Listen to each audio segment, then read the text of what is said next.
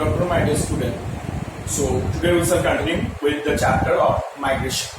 In my last class, I will discuss that what is the definition of migration and what are the types of migration, and I discuss only about the internal migration. Now today I discuss that about the second one, then about the external migration. What is the external migration? That which migration take place from the one country to another country. Which migration it take place from one country to another country, means the country didn't change.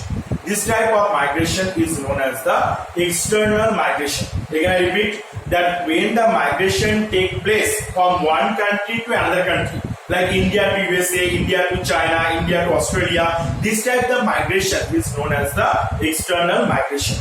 Now this external migration are divided into two parts. What are the two parts? The first one is the legal migration and second one is the illegal migration. Now what is the legal migration?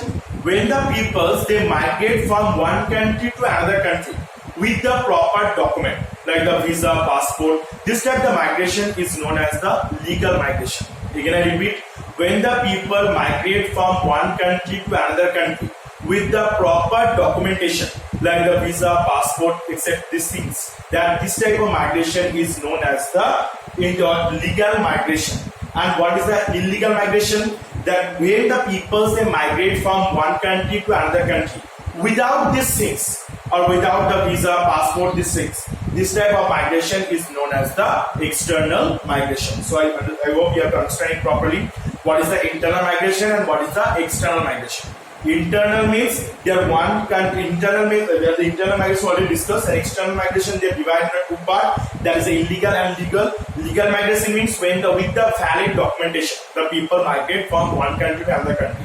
That is called the illegal migration. And when the peoples migrate from one country to another country without any proper document, this type of migration is known as the illegal type of migration. Now this one is the external migration types. Now go for the third one, that about the forced migration. What is the forced migration? That when the migration take place due to the forcefully. Remember it. When the migration take place due to the forcefully, that they shift or they move from one place to another place. That from one country to another country. This type of migration, they are forcefully. Their peoples are not want to go, but forcefully they have to be go to the another country. This type of migration is known as the forced migration. So this forced migration is occur sometime from during the war. The peoples are not want to go, but they have to, for their save their life, they have to go from this portion. So this type of migration, they are forcefully, they have to, some peoples, they are forcefully, they have to send them in the another country. They make them out from the country. This type of migration is known as the forced migration. And the reluctant migration, sometimes the people do not have their own choices or they not want interested to go, but some certain situation that they have no other option except it. Like sometimes the flood is occurred, others are sometimes the earthquake is occurred. Anytime the drought is occurred, that time people they have no option. So they want to stay in the region, but if they have no option to stay, they have to migrate because they have no other option. They have to go to migrate. We do not want then also. So this type of migration is known as the reluctant migration. So already I discussed about the internal migration in my last class. Today I discussed about the external migration. So internal migration is which migration take place from inside a country. That is called the external migration. Internal migration and the external migration is when the migration take place from one country to another country. That is called the external migration. And the third is the forced migration. That when the migration is take the forcefully, that send them from one place to another place. This type of migration is known as the forced migration. So about these topics that you have to be first read your books once. Now today we are going to discuss about the reasons of migration. Now what are the reasons are responsible? That already I discussed in my last class. That the many reasons are there for the responsible for the migration. Now these reasons are divided into the two factors. That is the one is the push factor and the one is the pull factor. Now what is the push factor? The first is not enough job.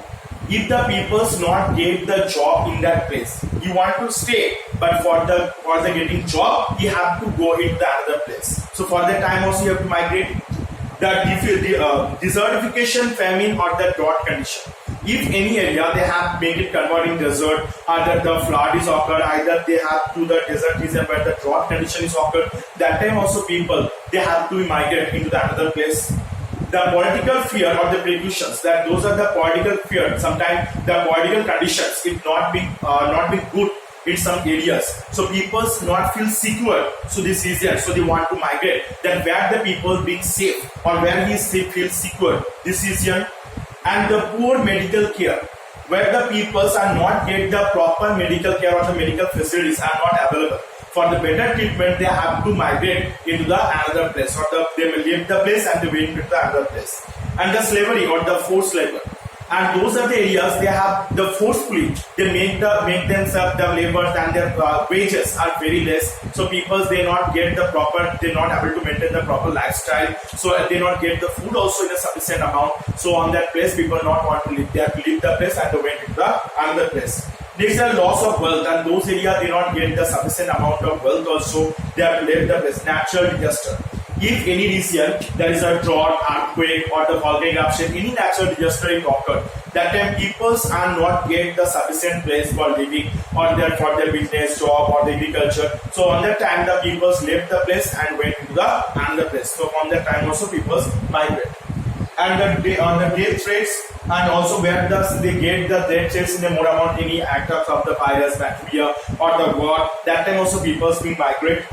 And the pollution, that where the pollution level are day by day increase, and we know that from the pollution only we can get affected by the different type of diseases. So where the people get the more pollution, they not want like to stay on that place, and they'll move into the another place where the people get the less amount of pollution. And the poor housing, where the housing quality, where the people are living like the slums, where the people are living in the quality, if it not good, like beside the railway or the roadway tracks, where they not get the proper condition for the living. From that time also people can leave the place and they wait another place where they get the good condition of living. And those are the discrimination of bullying or the poor chance of marrying and the war. So these type of things, the many are there, lots of causes are there for the push and pull factor. So you have to learn that any 5 pull factor and any 5 push factor. Any 5 push factor and any 5 pull factor. In my next class I discuss what are the pull factors, and you have to understand why the peoples, like the war, when the war is occurred, between the two parties or between the two political parties. So during this war, or the two religion, two castes, during this war the people not feel safe on their area. So they have to migrate into the another place. So by this way also they have to bring the migration. So this is also the other reason, this is also the different reasons for the migration. So today I discuss up to the push factors. Next, in my next class, I will be going to discuss about the different pull factors of migration. So these are the factors that you have to read properly and try to learn from the each point, each part, from the push factor and pull factor, 5 point from each. So today I will be here. In my next class, I will discuss more from it. Thank you.